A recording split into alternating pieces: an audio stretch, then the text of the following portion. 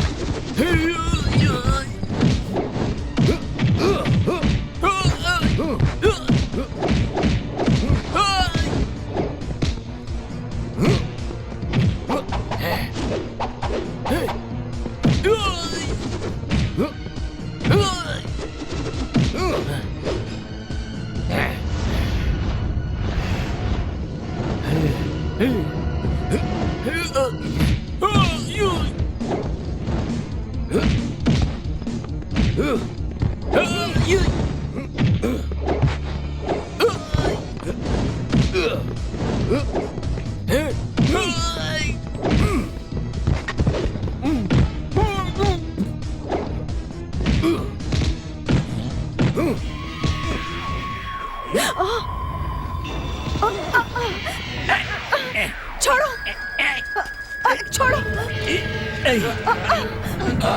छोड़ो।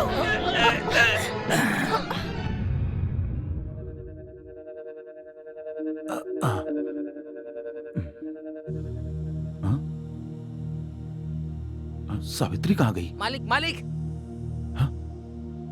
ए, सुबह सुबह क्यों चिल्ला रहा है? मैम साहब फंस गई हैं, उन्हें गांव के बीचों बीच बांधा है। क्या बोला? हाँ मालिक।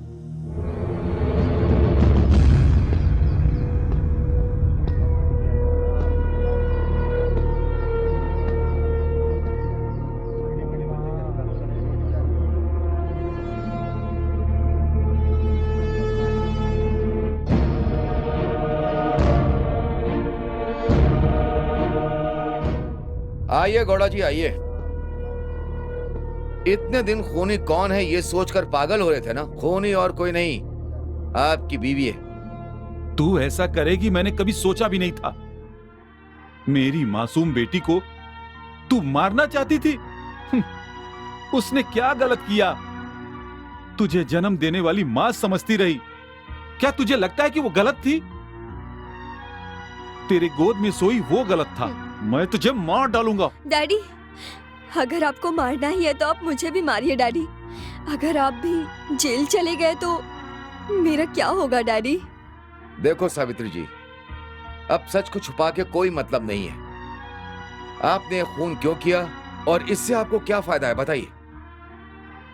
पैसों के लिए किया है, खोए हुए जायदाद को हासिल करने के लिए। जायदाद?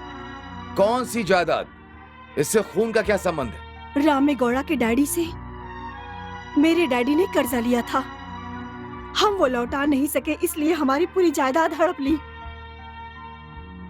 उस दुख से मेरे डैडी ने शर्मिंदगी से आत्महत्या कर ली।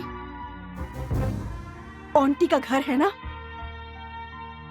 जब मैं बहुत छोटी थी ना, तब वो हमारा घर हुआ करता था। घर में कोई है क्या?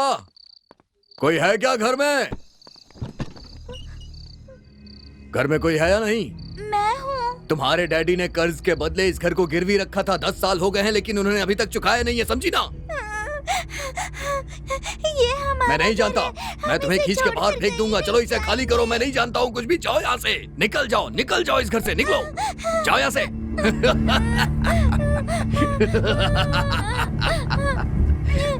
दोबारा यहाँ कभी दिखाई मत देना, ये घर मेरा है। मेरी वो जिद आज भी वैसी की वैसी है। जीने के लिए मैंने नर्स की नौकरी की।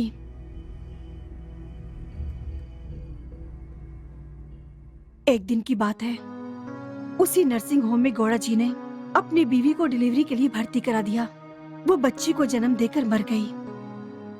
इसी मौके का फायदा उठाकर बच्ची की देखभाल करने के बहाने उनके घर में घुसी और फिर गौड़ा जी को फंसाकर उनकी दूसरी बीवी बन गई। मेरी बच्ची का मेरे अलावा दुनिया में कोई नहीं है। मैं चाहता हूं कि तुम मेरे बच्ची की मां बन जाओ। मैंने तुमसे शादी खुद के लिए नहीं की, अपनी बेटी लता के लिए की। सुनिए जी, आपकी पसंद के हिसाब से मैं सारा काम करूंगी। मैं आपकी और आपके बच्चे का हमेशा हमेशा ख्याल रखूंगी। आशीर्वाद दीजिए। खुश रहो। एक दिन छिप के बिल देखते समय इस पूरी जायदाद की वारिस लता है ऐसा पता चला, और ये सब माधव ने देख लिया। माधव को खत्म कर दो। उसने कहा कि गौड़ा जी को सारा सच बता दूंगा। उसके बाद मैंने उसका खून करवा दिया। फिर पता चला विजय लता से शादी करने वाला है। क्या कर रहे हो? छोड़ो मुझे।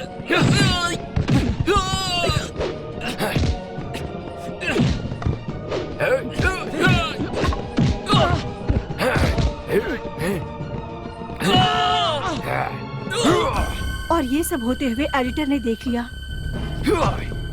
उसने कहा कि ये सारी बातें पेपर में छाप दूंगा। तो फिर तुमने सुरेश को क्यों मारा? मैंने सोचा था लता से सुरेश शादी नहीं करेगा, लेकिन उसी से शादी तय हुई। तो फिर तुमने लता के चेहरे पर एसिड क्यों फेंका? लता बहुत खूबसूरत है, इसलिए उससे कोई भी शादी कर लेगा, ये सोचकर मैंने ही उसके चेहरे पर एसिड फेंका। लेकिन कृष्णा को मारते समय आपने मुझे रंगे हाथों पकड़ लिया। अपने भाई माइक मधु को यहाँ क्यों बुलाया? वो मेरा भाई नहीं है, मैंने ही नाटक किया था। मेरी सिर्फ एक ही बहन है, वही है जो उस बंगले में रोज मोहिनी बनकर तुम सबको डराती है, तुम सबको पागल बनाती है।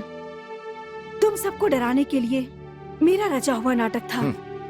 तुम कितना भी मास्टर प्लान बना लो, कानून की नजरों में धूल नहीं झोंक सकती। ये कौन है पता है क्या? ये भी मेरी तरह एक इंस्पेक्टर है। जैसा तुम लोगों को लगता है कि मैं पागल भी नहीं हूँ और ना ही मैं राजपा का बेटा हूँ, पागल की तरह एक्ट करके इस गांव में क्या गलत चल रहा है ये देखने के लिए आया था। यही सच्चाई है। कांस्टेबल,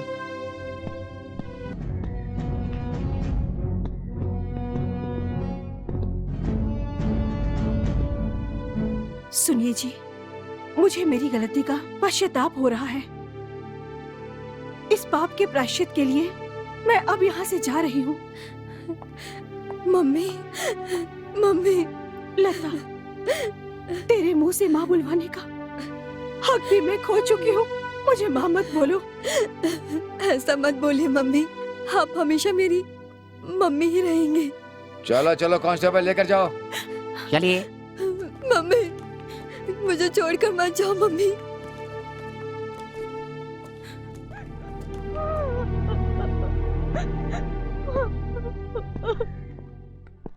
हरि से सुमवे नी